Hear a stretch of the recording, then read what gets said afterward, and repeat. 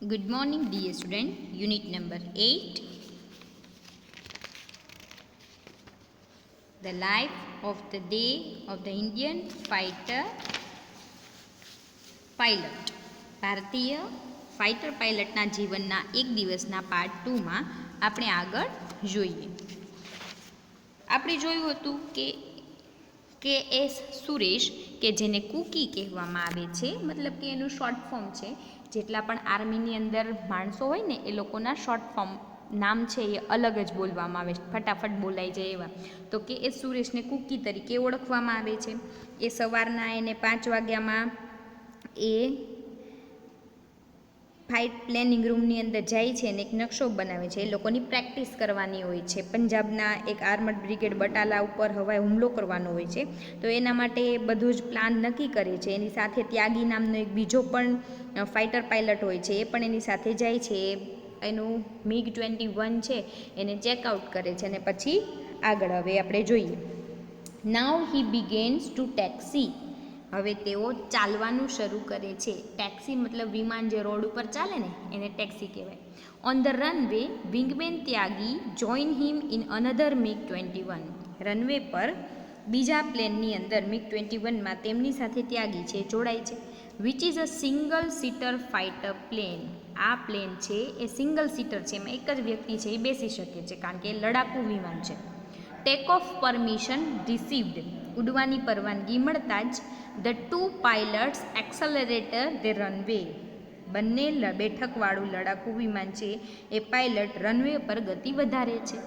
There wing tips are just some centimetres apart. Their wing tips, તેમના વિમાનની પાંખોની અણી ફક્ત થોડા જ સેન્ટીમીટર દૂર છે, મતલબ કે બંને પ્લેન રોડ ઉપર એક જ સાથે ચાલે છે. They lift off at 360 kph. તેઓ 360 kph કિલોમીટર પ્રતિ કલાકની ઝડપે ઉપર વિમાનને ચડાવે છે. ક્લાઇમ્બ અપ એટલે ઉપર ચડવું. એન્ડ ગેટ 950 kph અને તરત જ 950 કિલો પ્રતિ મીટર કલાકની ઝડપથી ઉડે છે. It is 6:45 AM 15 minutes before the time on target. 6:45 થઈ એમનો જે ટાર્ગેટ છે એનાથી અત્યારે 15 મિનિટ પહેલાંનો સમય છે. એ લોકો 5 વાગે અહીંયા આવ્યા હતા, ખબર છે ને, શરૂઆત જ ત્યાંથી થઈ હતી.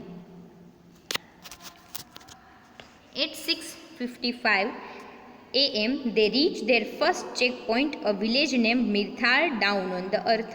સવારના 6:55 વાગે તેઓ તેમના પહેલા ચેકપોઇન્ટ પર પહોંચે છે, જેનું નામ છે મિરથાલ નામનું એક ગામ છે, જે પૃથ્વી પરનું છે.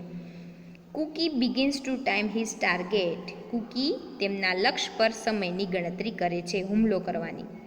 As they rise up to 450 meters, Tyagi's plane rocks violently due to air bump. As they rise, તે ઉપર પહોંચ્યા 450 મીટરની ઊંચાઈ પર. ત્યાગીનું પ્લેન છે એ જોરદાર ઝોલા ખાવા માંડ્યું, પવનના ઉછાળા આવ્યા એટલા માટે. અ બીટ બમ્પી હિયર. અહીં થોડા ઉછાળા ખાવા પડે છે. ત્યાગી ઓન રેડિયો. ત્યાગીએ રેડિયો પર કહ્યું, કારણ કે જ્યારે પણ ફાઇટર પ્લેનની અંદર જે પણ ફાઇટર હોય એ લોકો રેડિયોની અંદર વાતચીત એમની શરૂ હોય છે. Breakfast may come up before the bomb goes down. ત્યાગીએ રેડિયો પર કહ્યું, બોમ્બ નીચે જાય એ પહેલાં નાસ્તો ઉપર આવી શકે છે. Cookie jokes. કુકીએ મશ્કરી કરી.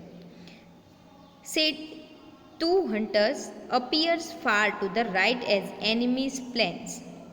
જમણી બાજુ 2 વિમાન દુશ્મનના દેખાય તરીકે આવે છે. આ એક પ્રેક્ટિસ છે, એટલે સામેથી વિમાન પણ એમના જ હોય પણ એ દુશ્મનના વિમાન છે એવું અહીંયા કહેવામાં આવે છે.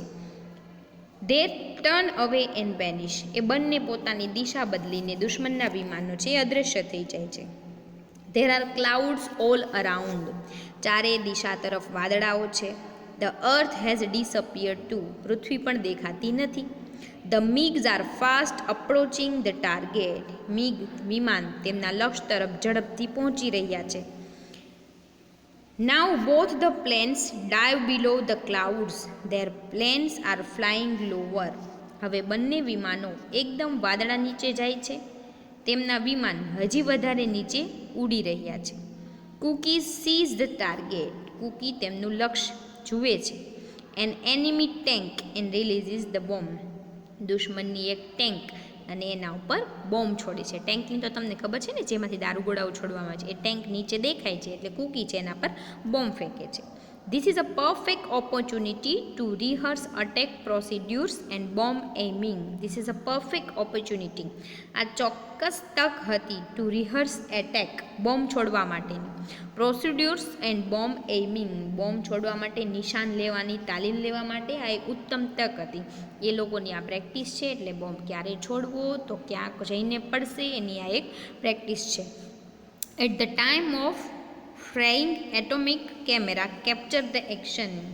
બોમ્બ છોડવામાં આવે તે સમયે એક સ્વયંસંચાલિત કેમેરા સમગ્ર પ્રક્રિયા છે એ રેકોર્ડ કરે છે. કેપ્ચર, રેકોર્ડ કરવું, એક્શન એટલે ક્રિયા.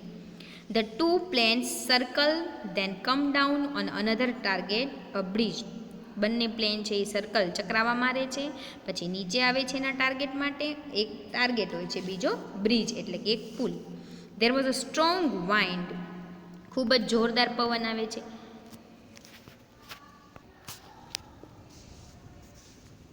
There was a strong wind, therefore they released the bombs earlier. ખૂબ જ જોરદાર પવન ફૂંકાતો હોવાથી તેઓએ બોમ્બ વહેલા છોડી દીધા.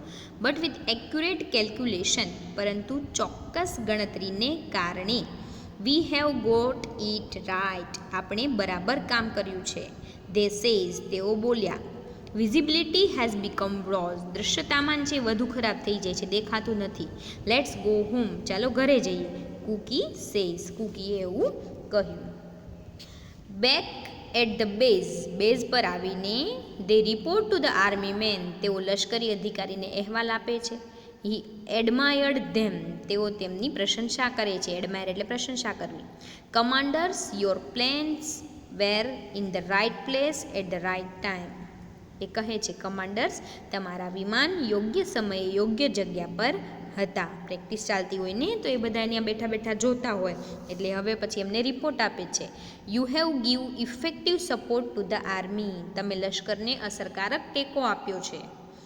Like every Indian pilot, Cookie Suresh does several hundreds hours of flying in a year.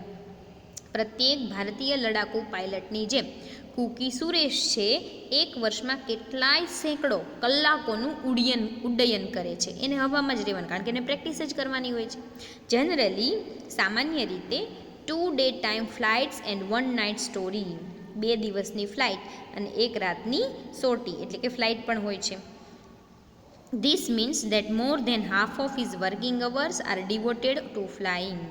એનો અર્થ એ થાય કે તેમના કામના કલાકોમાંથી અડધા ઉપરાંત કલાકો ઉડવામાં જ જાય છે. મિશન પ્લાનિંગ એન્ડ રિપોર્ટિંગ, એને યોજના ઘડવામાં અને અહેવાલ આપવામાં જ હોય છે. For the rest of the time, બાકીના સમયમાં 41 યર ઓલ્ડ કૂકી, 41 વર્ષનો Cookie, an attack instructor, attack એટલે કે હુમલો કે રીતે કરવો એ શીખવનાર છે. એન એર કોમ્બેટ લીડર, હવાઈ યુદ્ધના વડા છે. એના teacher of accurate weapon delivery technique, accurate એટલે ચોક્કસ, વેપન એટલે શસ્ત્ર, ડિલિવરી એટલે હેરફેર કરવી, અને ટેકનિક એટલે પદ્ધતિ, શસ્ત્ર ફેંકવાની પદ્ધતિનું તંત્રજ્ઞાન. શસ્ત્ર ક્યારે ફેંકવા, ગોળી ક્યારે છોડવી, બોમ્બ ક્યારે ફેંકવો, એની ચોક્કસ તત્વજ્ઞાન હોય છે, એ પણ એને શીખવે છે, એના શિક્ષક છે. He also sees that all the pilots in his squadron maintain this proficiency. એ એમના સ્ક્વોડનમાં બધા જ પાયલટ આ નિપુણતા જાળવી રાખે તેનું પણ તેઓ ધ્યાન રાખે છે. એવરી ફ્યુ યર્સ, થોડાક વર્ષો પછી, a pilot is rested for year or 2 at a desk job. ઓફિસનું કામ આપીને આરામ આપવામાં આવે છે. એટલે કે આને આખી જિંદગી, જે ફાઇટર પાયલટ હોય ને, આ જ કામ નહીં કરવાનું હોય, પછી અમુક સમયે એમ લોકોને ખાલી ઓફિશિયલ કામ આપવામાં આવે, એટલે કે ઓફિસમાં બેઠા બેઠા આ બધું કામ કરી શકે, એટલે એમને થોડો આરામ મળી જાય. પાછી જરૂર પડે તો એ પાછા એ લોકોને ત્યાં બોલાવવામાં આવે છે. The wing commander of 321 Squadron, K.S. Suresh, is proud of IAF. So is IAM. 321 સ્ક્વોડનના વિંગ કમાન્ડર કે.એસ. સુરેશને ઇન્ડિયન એરફોર્સનું ગૌરવ છે, એટલે જો એમાં છે. By Paul watched in Reader's Digest 75 year selection of articles. એમાંથી આ પાઠ છે લેવામાં આવ્યો છે અને આપણને કે સુરેશનો આખો દિવસ પ્રેક્ટિસ કરવામાં કેવો વિતાવે છે એ આપણને આ પાઠની અંદર દર્શાવવામાં આવ્યું છે. તો આપણે જોયું કે ઇન્ડિયન ફાઇટર પાયલોટ છે એનો આખો દિવસ માનસિક અને શારીરિક બંને શ્રમ કરવો પડે છે, ત્યારે જ આપણે આપણા કુટુંબ આપણા ફેમિલી સાથે અહીંયા શાંતિથી રહી શકીએ છીએ. એ લોકો એના ફેમિલીથી દૂર રહે છે. શું કામ? તો કે દેશનું રક્ષણ કરવા માટે. તો આવા દરેક ફાઇટર પાયલટ હવાઈ દળ, પાયદળ અને નૌકાદળ, આવા 3 દળ હોય છે આપણા સૈન્યની અંદર. નૌકાદળ છે એ પાણીની અંદર જળસીમા પણ રક્ષણ કરે છે. આ જે હવાઈ દળ છે એ આપણું આકાશની અંદરનું જે રક્ષણ કરે છે, અને પાયદળ છે એ જમીન પર જેટલી બધી સીમાઓ છે ત્યાં રક્ષણ કરીને આપણને લોકોને બચાવે છે. તો આ દરેક સૈનિકને આપણા તરફથી સલામ. So till then, goodbye dear student.